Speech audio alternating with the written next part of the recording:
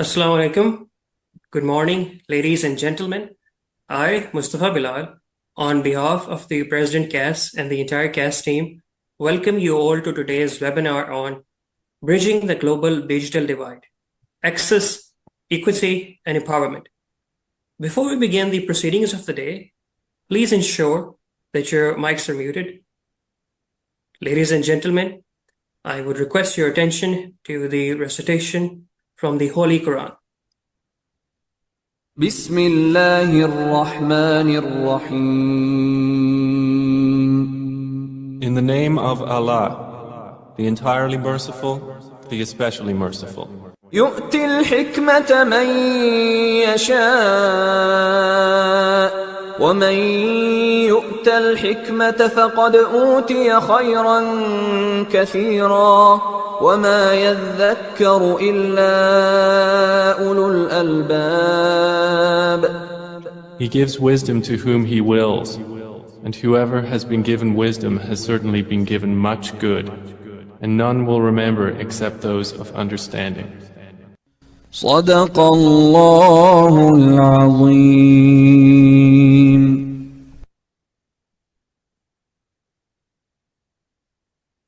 Ladies and gentlemen, before proceeding to the topic of discussion, I will give a brief overview regarding the scope of research work and activities undertaken at CAS.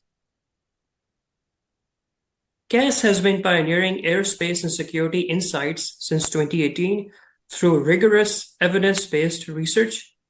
CAS influences Pakistan's thought leaders and collaborates with academics and practitioners worldwide.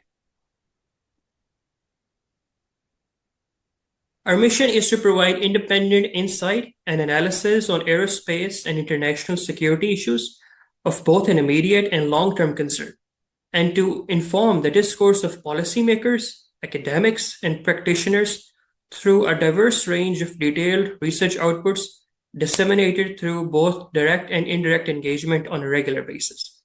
Our core values are independence, analytical rigor, and foresight. And our vision is to serve as a thought leader in the aerospace and security domains globally, providing thinkers and policymakers with independent, comprehensive, and multifaceted insight on aerospace and security issues.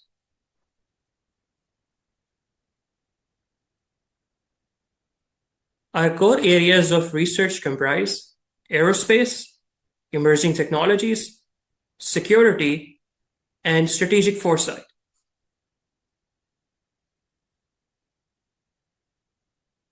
CAS advocates for multidisciplinary research in areas of core interest as showcased in these slides. Moreover, as part of the advisory board of the Government of Pakistan's National Security Division, CAS has made significant contributions by offering policy guidelines on matters of national interest, particularly in the realms of security. CAS has also developed networking channels and collaborations with several distinguished national and international institutions and academics for exchange of expertise. This collaboration is also visible in numerous external publications on distinguished platforms.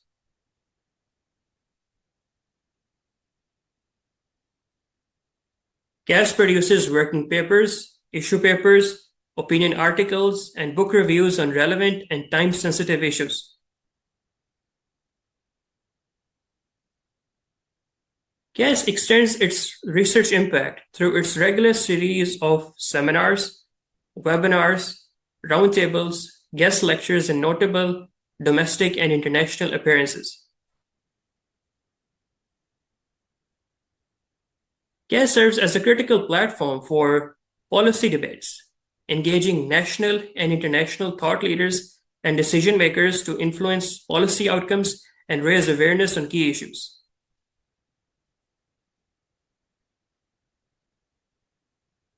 The Journal of Aerospace and Security Studies, JAS, is Pakistan's first annual international multidisciplinary and peer-reviewed publication that focuses on aerospace and security 2 volumes of Jazz have been published, and we are looking forward to the launch of our volume 3.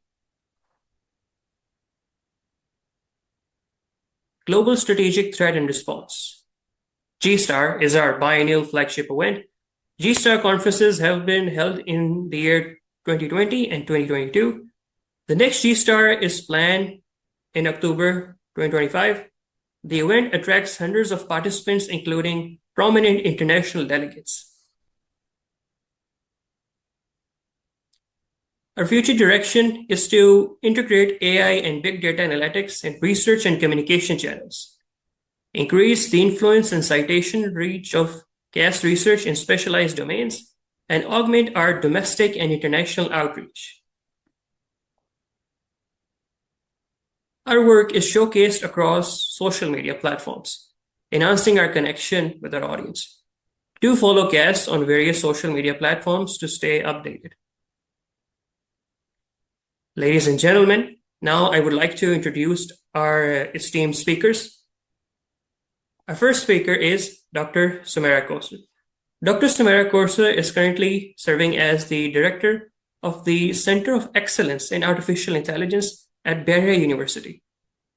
Her research portfolio includes numerous high-impact publications and substantial research funding in artificial intelligence. Dr. Kousar has been instrumental in forging several national and international linkages and delivering industrial and practical solutions on artificial intelligence. She holds a PhD from the National University of Science and Technology with specialization in computer vision. Our next esteemed speaker is Ms. Mahnur Salman. Ms. Mahnur Salman is a senior AI engineer and co-founder at AtomCamp, an Islamabad-based data science organization. Ms. Salman's work is largely focused on large language models and generative AI technologies. She has spearheaded various boot camps to inculcate digital literacy to national and international students, as well as professionals. She has done her MBA from the National University of Science and Technology. Our last esteemed speaker for today's webinar is Mr. Adnan Zaidi. Mr. Adnan Zaidi is serving as CEO of Proxima AI, a Karachi-based AI firm. He previously served as Chief Technology Officer at Victorium AI. Mr. Zaidi has prior experience in computer vision processing, software research and development, and operations management. He is currently pursuing doctoral studies in artificial intelligence. I would now request the moderator to take over the proceedings of the day. Thank you, Mustafa. First of all, on behalf of President CAS, I would welcome our esteemed guests and the distinguished speakers to this webinar today. Ladies and gentlemen, inequalities have always been a key determinant of instability and conflicts across the world. Addressing the notion of inequality is not just a philosophical exercise. It is an academic and policy endeavor in order to make this world more inclusive, fair, and peaceful. It is always wise to situate our discussion within the context of our times. And as you all know, the context of our times is Industry 4.0.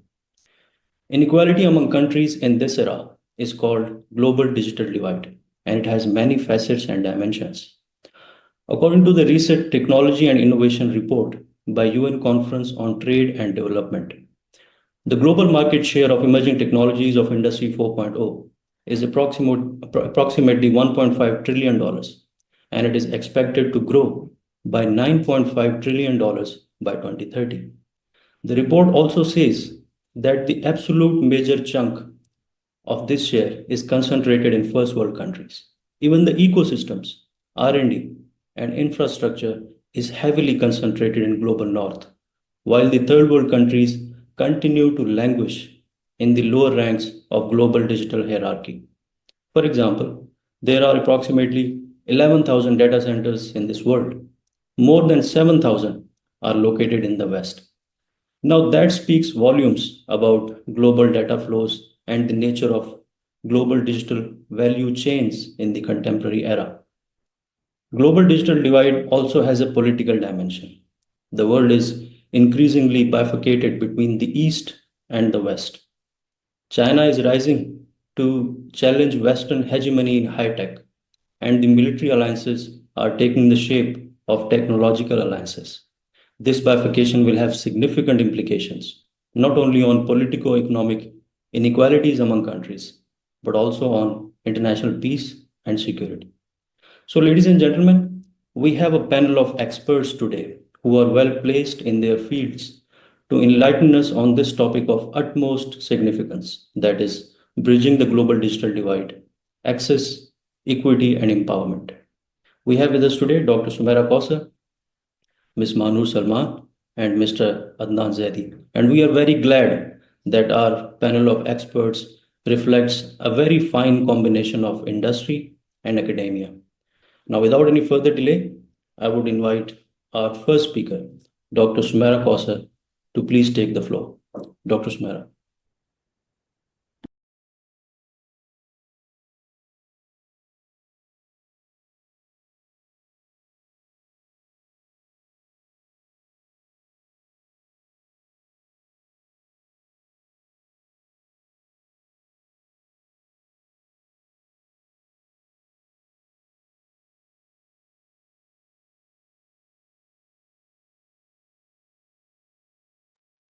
Assalamualaikum everyone. Is my screen shared? Yes, ma'am, it's visible. Okay. So I'm Dr. Sumaira Kausar, and my area of expertise is artificial intelligence, and I'm working in research and academia for the last more than 15 years. So today, very briefly, I'll talk about what is actually global digital divide in terms of access, equity, and empowerment, and how and what the measures are there to take to actually bridge up this gap. So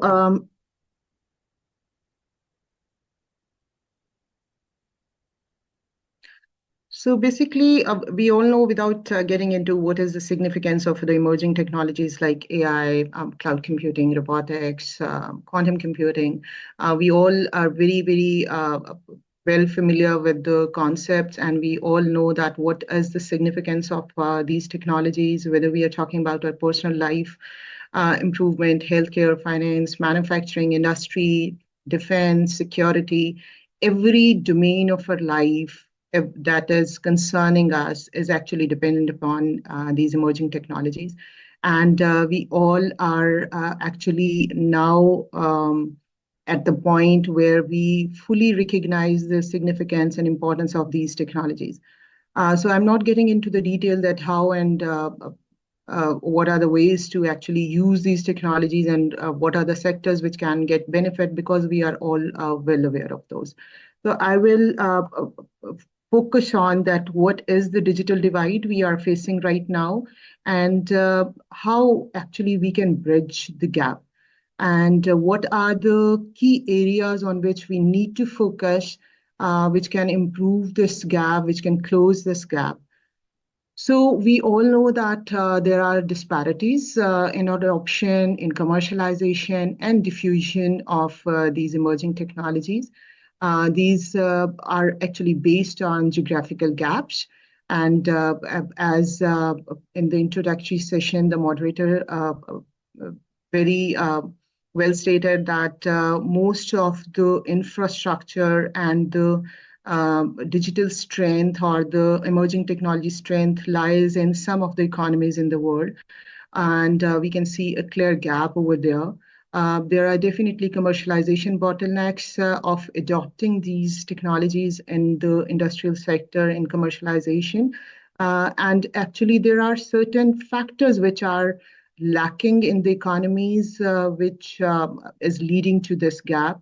There are some different challenges. So we will try to identify during these 10 to 15 minutes that what are those areas on which we need to bring our focus on to actually improve the situation of this gap. So my main area of discussion would be artificial intelligence, because that's my core area of interest. So I can talk very comfortably about the AI adoption and gaps in terms of artificial intelligence, because this is one of the leading emerging technology that is changing the landscape of the world. So if we talk about AI, so definitely in literature, you have of different types of readiness stages. This is one of the most agreed AI adoption readiness stages. So this is basically telling you that when a community or economy or a country or a region tries to adopt AI, so what are the readiness stages? So the first stage is awareness, then exploration and experimentation. Then we move towards strategic planning, operationalization, AI maturity, and sustainability. So these are the 6 stages of actually AI adoption. And we can very clearly see that many low-income economies in the world are on stage 1. So they are just getting aware that these technologies are needed. They are actually not actually understanding the significance. There are many, many economies in the world which are on stage 2 and stage 3. So very few countries in the world are on stage 4 or stage 5 or stage 6. If we talk about Pakistan, we are in many of the sectors, and majority of the sector, we are well aware of these emerging technologies, especially when I'm talking about artificial intelligence. We are at a stage of exploration and experimentation.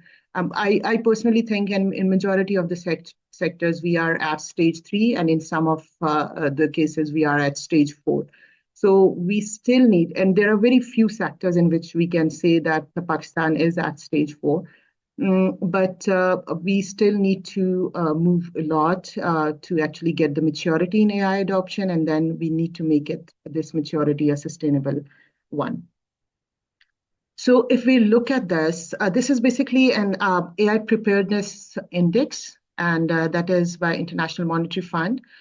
So this is about 2023, that is considered latest because 2024 is not analyzed yet. So if we just have a look at this global preparedness index, we can see that America, Canada, if we talk about most area of Europe, then we talk about China, Australia, we can clearly see that they are having a very high index as compared to many countries. If we talk about Pakistan, we are somewhere at middle. If we talk about, and we can see that we are closer to many countries in Africa. So we need to work a lot to get ourselves prepared to adopt actually AI. So what is that AI prepared? Definitely this index is based on certain dimensions. That was about the digital infrastructure. These are the dimensions actually, which I was referring to, that we need to focus on to make our country or any other country which actually want to excel in adoption of emerging technology. We need to look at certain areas, which is the first one is digital infrastructure, then human capital. We need to have some technological innovation. We need to have a legal framework. So we know that in case of AI, the legal frameworks, even in developed countries, we can see a clear gap. We need to have a legal cover for AI. We need to have frameworks, strategies, and policies. So first ever policy of AI was by European Union earlier this year. So we need to work a lot in that. So once we have a legal framework to adopt this, definitely the gap can be covered, because those legal framework normally focus on ethics, biasness, and inclusivity. So when we have these concepts in technology, definitely we can have a better distribution of technology and uniform distribution of technology across the world. If you just look at this, this is just telling you that, again, the income, the stability, the development of the country is one indication that how good they are at adopting technology. Because when we are talking about adopting technology, it's about investing. It's about the realization that this is the area where we need to have investments. So we can clearly see that if we talk about advanced economies, emerging market economies, low-income economies, Asia Pacific, Europe, North America, and Sub-Saharan Africa, we can clearly see that what is their level of preparedness for AI adoption, because in terms of infrastructure, human capital, the dimensions I just mentioned in the last slide. This is just telling about the area we are living in. If we just look at the South Asia perspective, so we can clearly see that Pakistan still needs to work a lot.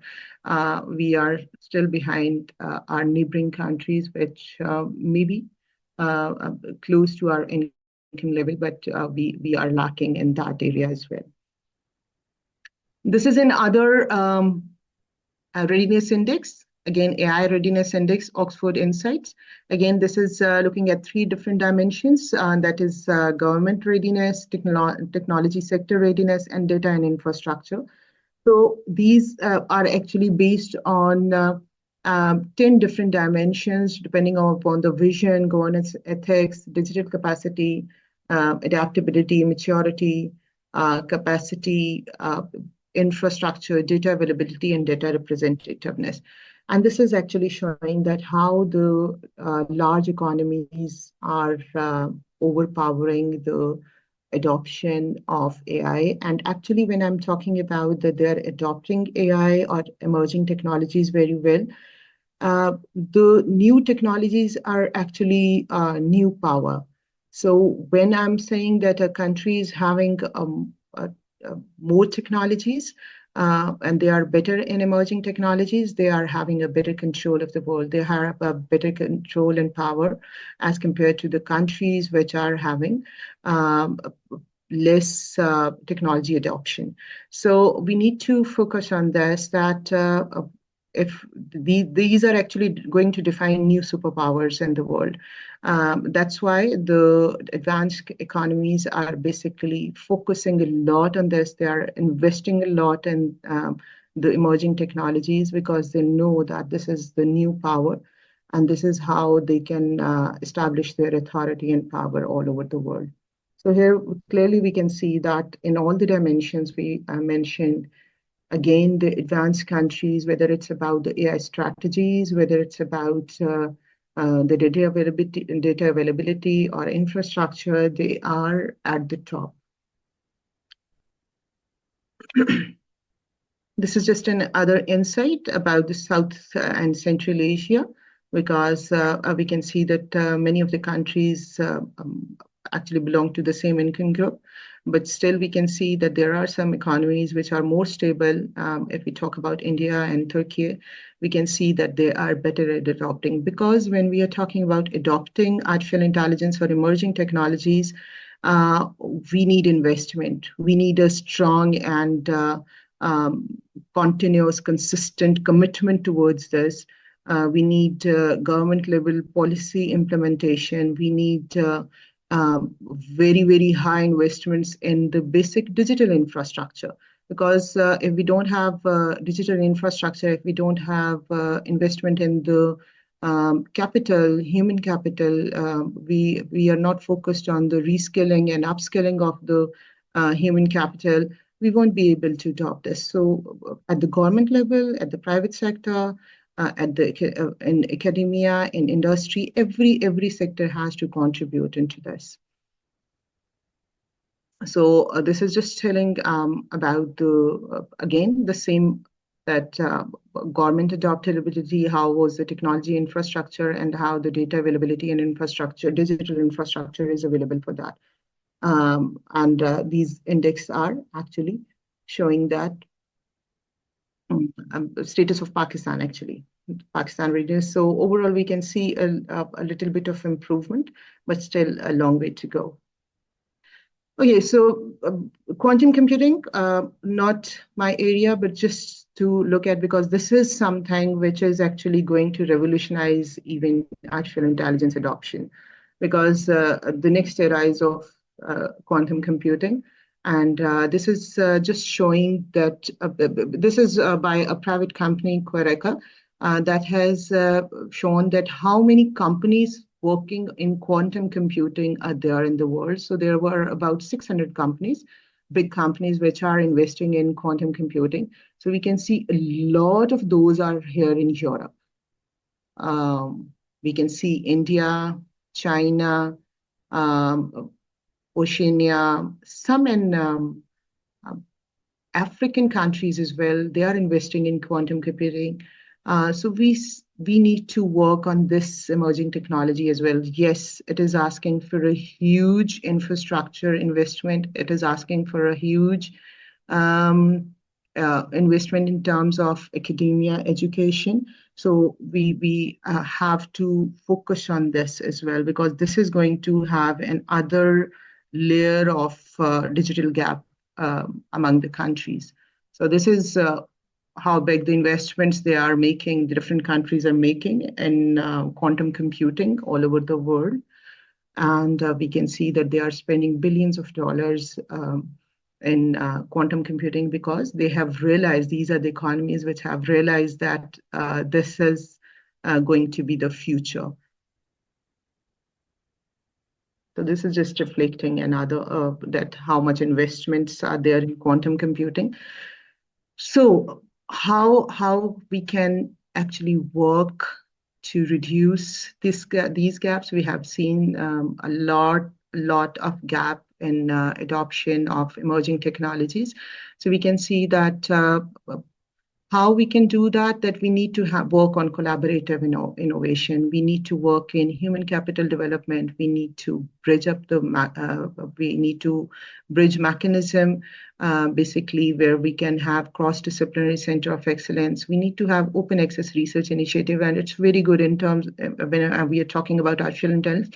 The open source AI is actually emerging, and that has opened new gateways actually for the low-income countries for adapting AI quickly. Definitely, it comes with the downside as well, because they don't have local infrastructure. They are having more dependence on those advanced countries, but still, at least they can actually use AI and they can get benefit from AI without having heavy investments.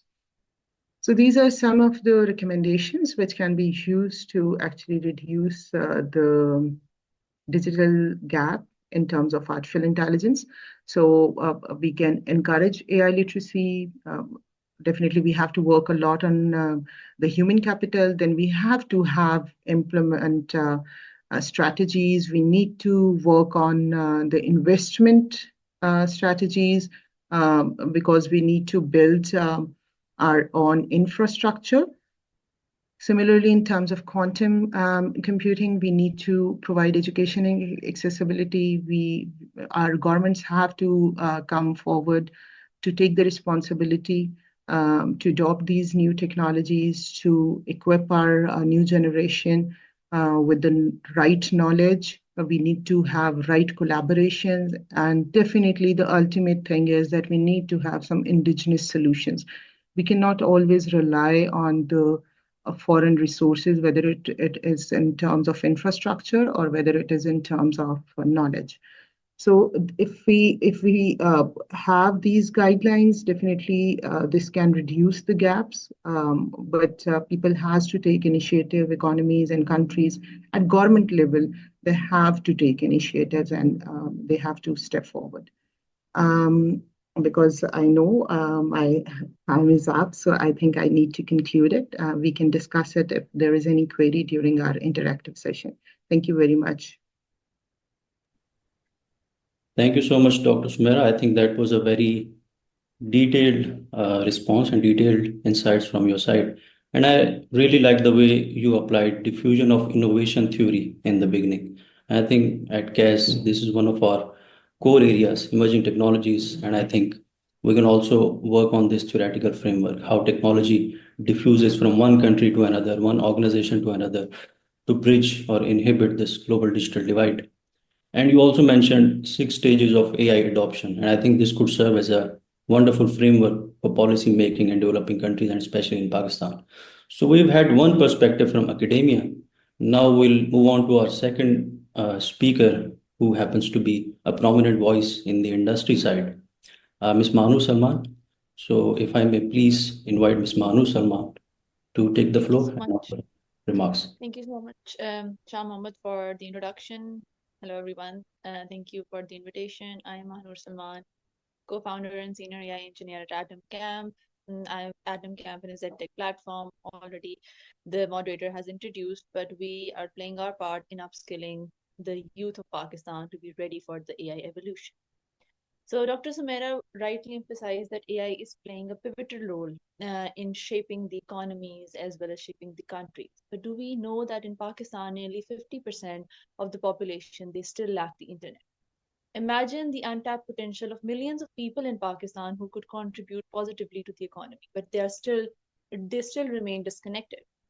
So when we talk about AI, when we talk about AI readiness, its adoption, the first thing is that the global digital literacy and the high skill tech demands. We have the industry 4.0 coming, we have the blockchain, we have AI, we have machine learning, but there are driving forces that are contributing to these disparities. For example, we have the lack of access to quality education. In Pakistan, if we talk about around 15% of the population in rural side, they are digitally literate only. When talk about the urban side, only 45% of the people, they are digitally literate. Imagine the people who still do not have access to these digital literacies. On top of that, we still have limited resources when we talk about STEM education. Many people, they do not keep up with the demands of the job market because the curriculum is still not updated as per the industry requirement. So we talk about the industry requirement, we talk about the resources, but one prominent factor is also the gender inequality in Pakistan. So women, on average, are 33% less likely to use internet than men, due to affordability issues as well as the cultural norms. So all of these reasons, they are contributing to this disparity on Pakistan level. And when we talk about the global level, around 750 million worldwide adults are still illiterate. And the digital literacy, this is mirroring this trend. So this is an alarming trend that we are seeing. When we talk about the global north and global south, we have an unequal access to advanced technologies. For example, around 90% of the AI research and development is just concentrated in 10 countries. They all are in the global north. So the developing countries, they still lag in the adoption of the industry 4.0 technologies like IoT, AI, robotics, etc., which are widening the productivity as well as the economic gap between these regions. When we talk about specifically in Pakistan case, the World Bank reports that the broadband access in Pakistan is among the lowest in South Asia. We are seeing this. So we have these socio-political events that are impacting the internet speed, the internet access, which is ultimately contributing to delivery or non-delivery of the projects by freelancers, or as well as people who are working remotely in Pakistan. When we talk about the social impact as well as the sectoral impact of these disparities, so we have around 37% of the workforce which are employed in the agriculture sector of Pakistan, which contributes to around 20% of the GDP. And this sector has the most, what you can say, limited use of IoT devices. So Bangladesh is using IoT for its garment factories.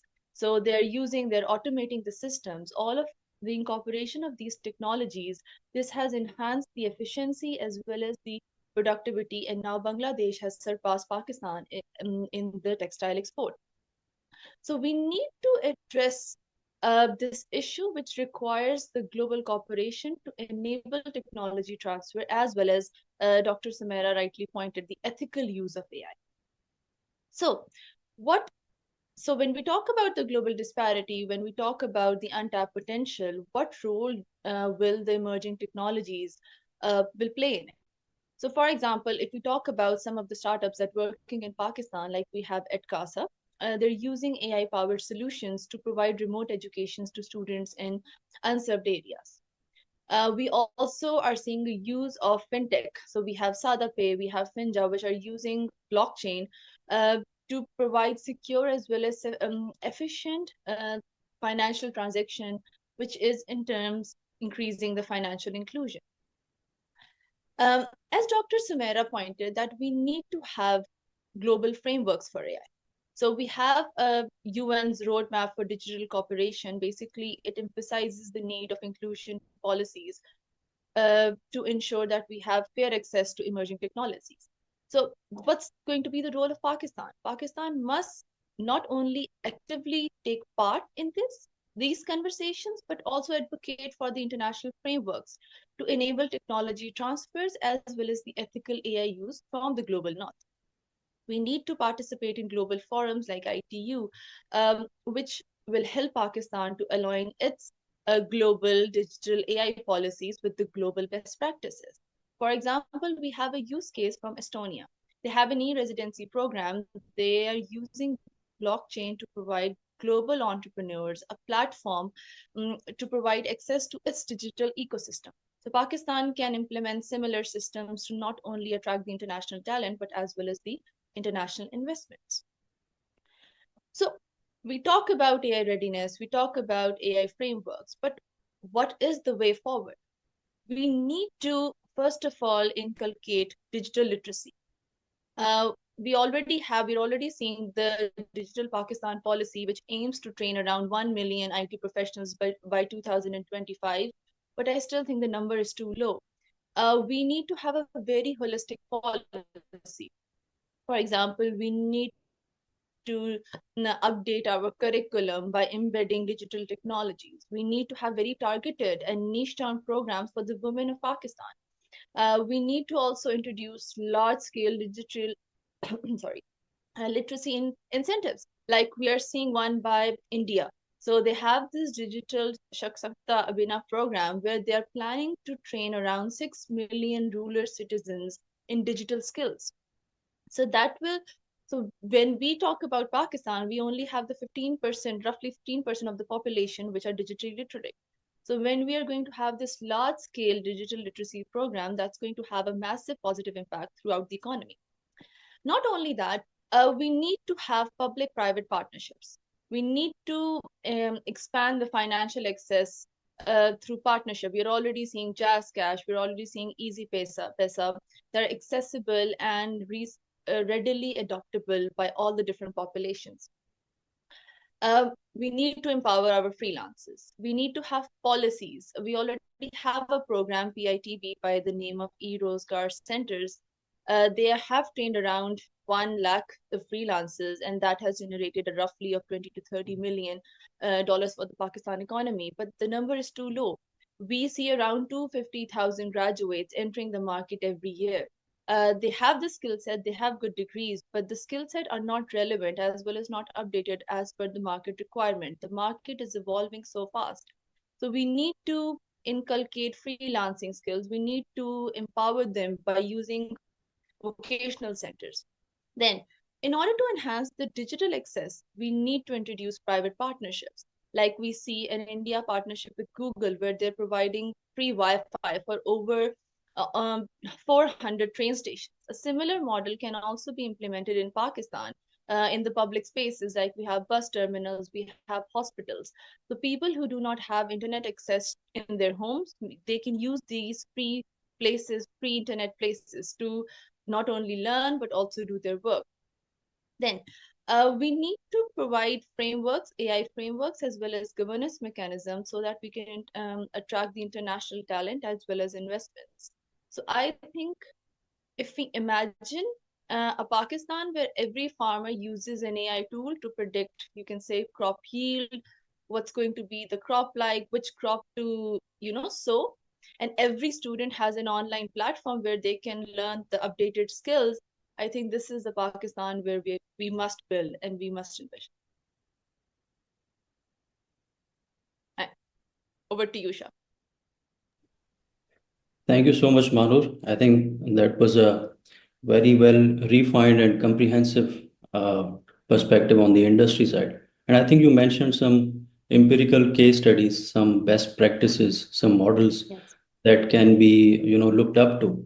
But there is a question: do we have that financial feasibility, or do our contextual realities allow those models to be replicated here in Pakistan? So this is a question that can be explored further in question and answer session, and I think this could be a starting point to understand how our contextual realities, or economic situation, financial feasibilities allow or even inhibit the adoption and diffusion of emerging technologies. And I think you mentioned some startups. And I think most of the people are not even aware of the Pakistani startups in digital domains. So I think we need to be more aware of all these startups, and we can discuss it further in the question and answer session.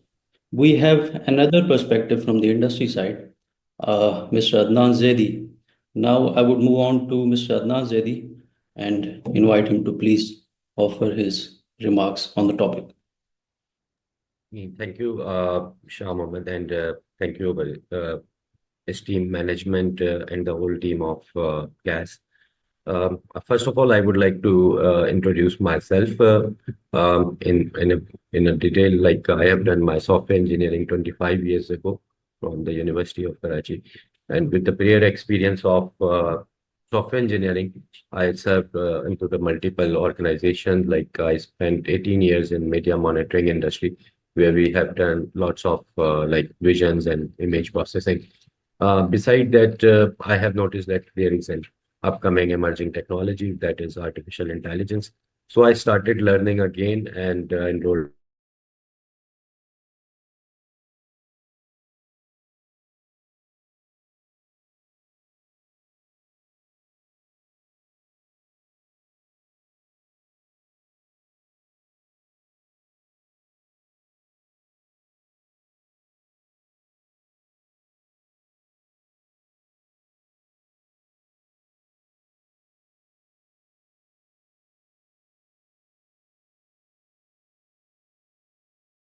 From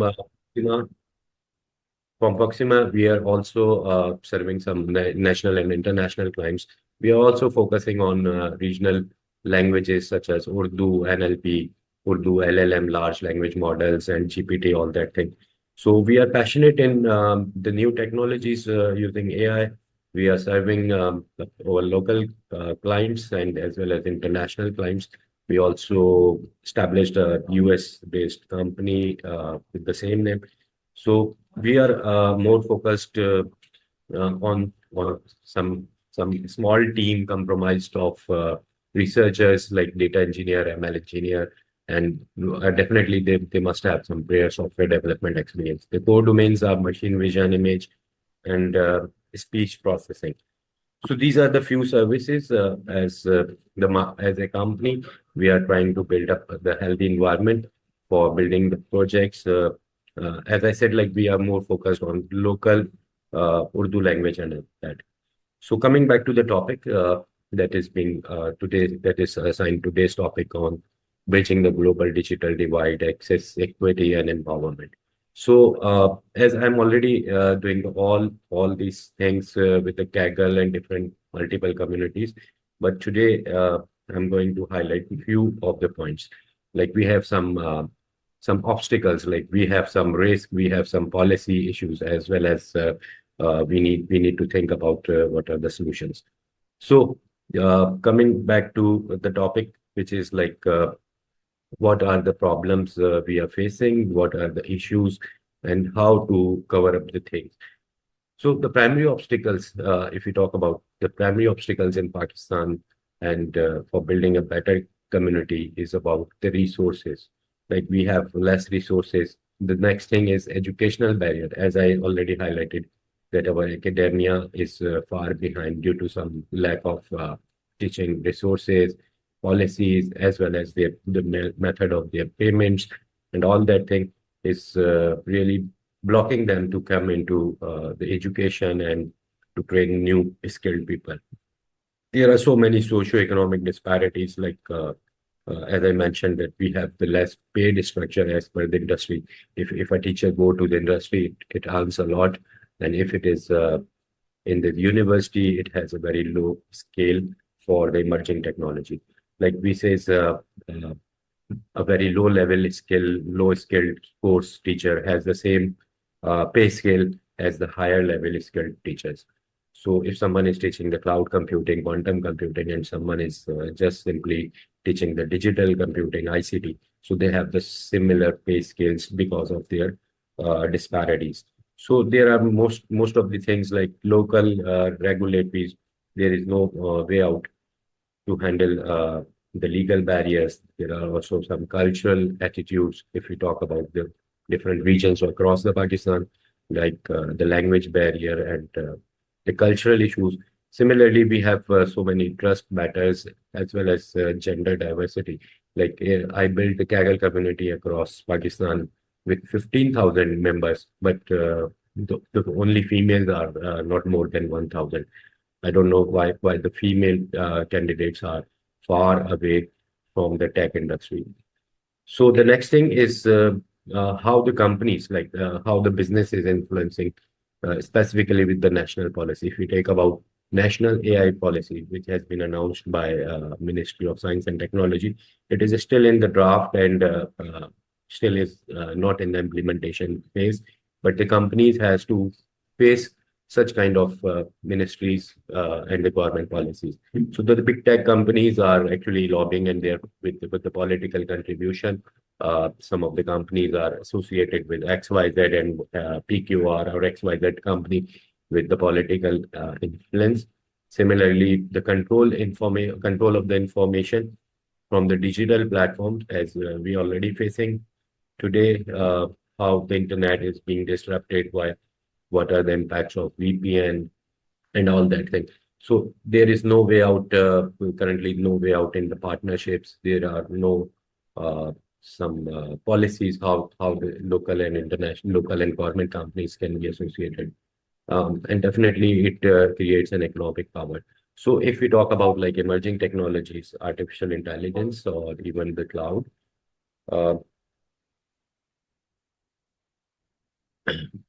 even the cloud and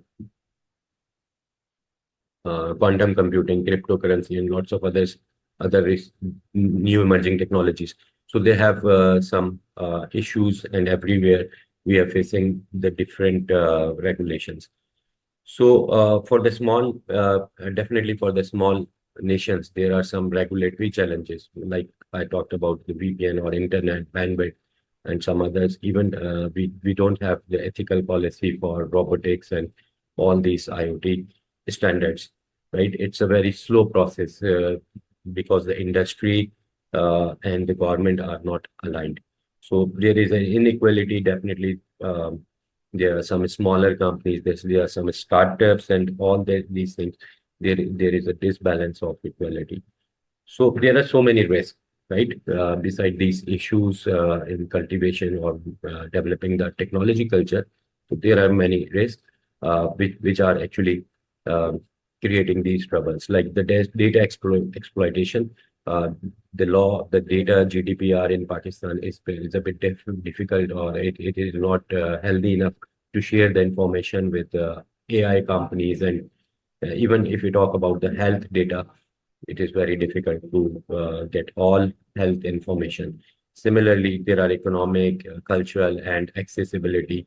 Surveillance of course, the surveillance is also the big thing for the government as well as the corporate companies. So how we can mitigate these risks? There must be a proper policies implementation for the data sovereignty, and the local innovation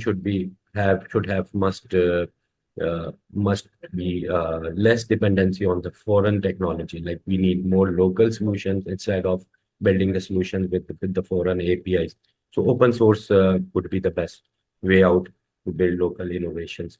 Similarly, there is a serious need of regulatory frameworks, as I talked about. Like I'm also the part of national AI policy.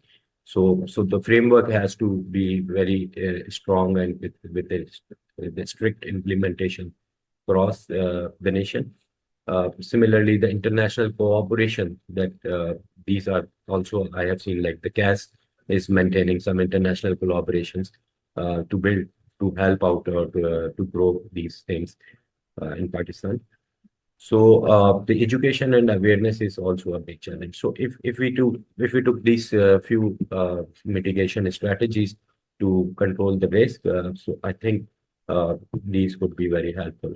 And how we can develop with the limited, because we have some limitation. I highlighted few limitations, but how we can build a technology environment. We need to invest in education and skill development, right? This is the primary area, or the first point is to build STEM education, higher education, vocational training, so the people will have a better skills to deliver the services. And then we need to promote innovations and entrepreneurship with some awareness with the collaboration of a startup ecosystem. Like I'm also judging lots of startups in AI. Similarly, the R&D is supposed to be more improved with the universities and academia. Similarly, we need to leverage some international partnerships, collaborations with the foreign investment, local investments, so the R&D or a startup can enrich or can grow better. The next point is about to develop the robust regulatory framework, because these are the core areas which has to be established through the collaboration of government and corporate sector all together. They need to sit together and build regulatory frameworks. Then, of course, definitely that is infrastructure, like the broadband access, even in the major or smaller cities. I think the smaller cities is the problem, but today we are also facing it in the major cities. If you look around like Sri Lanka, Vietnam, and how they are flexible enough in the power infrastructure as well as the internet, low cost bandwidths with the high speed bandwidths. So they are growing much more faster. But in Pakistan, we are facing the broadband and lots of other issues. So focusing on sustainable development, definitely the green technology is in the circular economy or the sustainable development. So the sustainability is also need to be trained from the first level. We need to educate how the people can build the technology with the sustainability. And finally, there need continuous learning, public awareness. Like this session might be helpful for the public awareness of building the whole lifelong structures.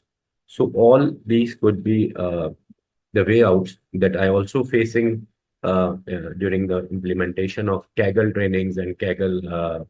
It's an excellent platform. Like every month there are millions of dollars on the Kaggle platform, but in Pakistan we are unable to win those competitions. Kaggle offers so many skills. Kaggle offers free courses, trainings, but still we are not capable enough to gain such kind of knowledge. While in the neighboring countries, if you look at the number of grandmasters, the number of experts on the Kaggle, so there is a large number as compared to Pakistan. So the more important part, like what I think is about like economic issues. The new generation is more focused on earning something because they have very limited family resources. So they are more focused on earning instead of new innovations or technologies.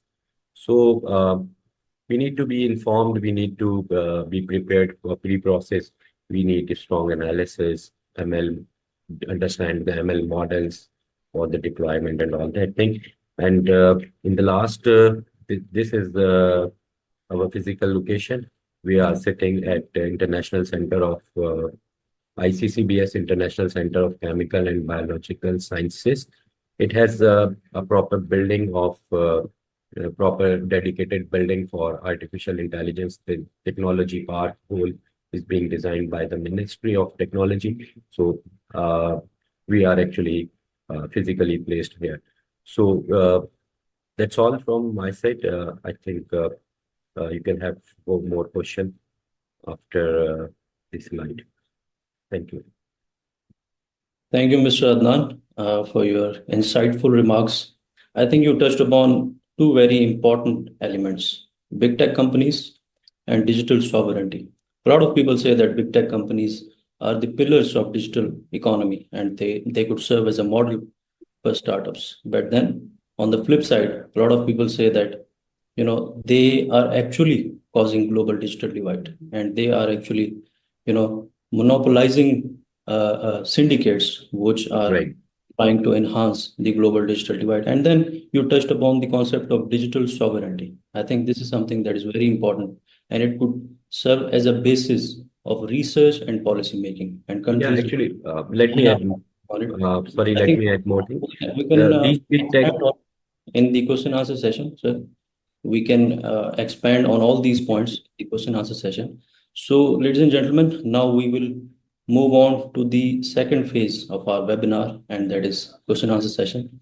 You must have heard all these speakers, and there must be some interesting questions popping up in your minds. So please come forward with your questions, or if you have any thing to add or any question that you want to ask.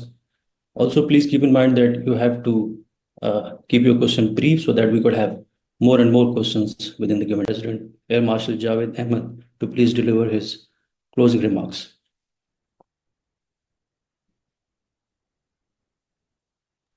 Shah Mohammed, thank you very much. Let me take this opportunity to thank all our worthy speakers, Dr. Sumaira, Ms. Manur, and Adnan Saab, for I think giving a very interesting perspective, the academia and the industry, and educating us on this very interesting topic. I think this lays the ground for a lot of research which we conduct at CAS, and I think this has given enough food for thought for our researchers to continue these studies, because this emerging technologies is one of our niche areas of research. I think all the core areas of the topic have been covered by the worthy speakers, but I would just like to highlight some of the conclusions. The first is the global situation.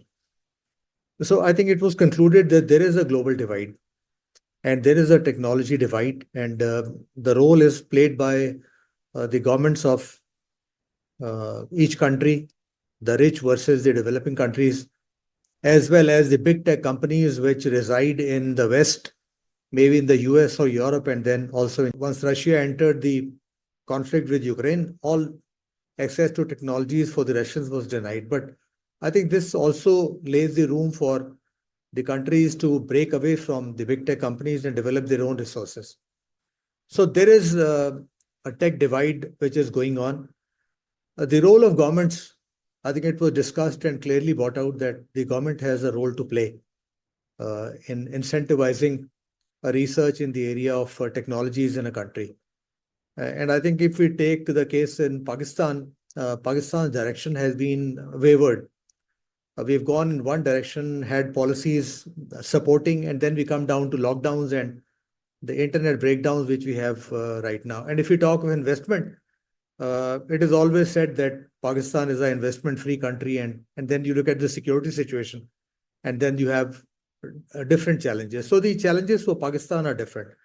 But let me also cover some of the positives in Pakistan.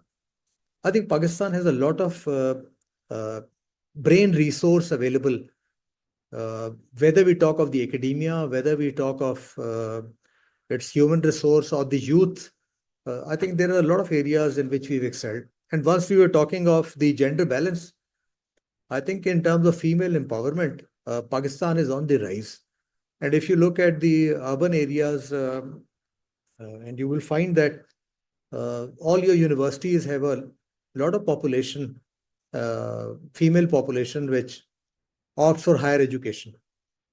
So in terms of female empowerment, and like if we have for today's session, two of our speakers are very well learned females, one belonging to the business sector and the other to the academia. So I think female, the gender balance, Pakistan in terms of a lot of subjects in the academia is female centric. What subjects do the students opt for, and do they lack in terms of where do you want to go? And I think Manur brought out a very important point, that every faculty now, every study or field is now linked to technology. If you do not understand technologies, you will start to lag in your own professional careers. And if you look at the interest of the youth in Pakistan universities, you'll find a lot of bulk of students who opt for computer sciences. and AI and other fields, and you will find less interest in the engineering fields, which also are technology intensive in Pakistan. So I think that is an area of concern. In terms of indigenization, yes, I think every speaker covered that we need to take the path for indigenization, which is very important. And I would say this from the point of view of vulnerability of technologies. So if you have technologies which govern your life right now, they are also vulnerable. And we've had digital disruptions and we have problems and companies losing billions in a matter of minutes. So there's a lot of money in the tech industry. There are a lot of backdoors. So unless you indigenize and you have all those resources, the entire industry of big data and the data flowing has a lot of vulnerabilities and security concerns. And that is where cybersecurity comes in.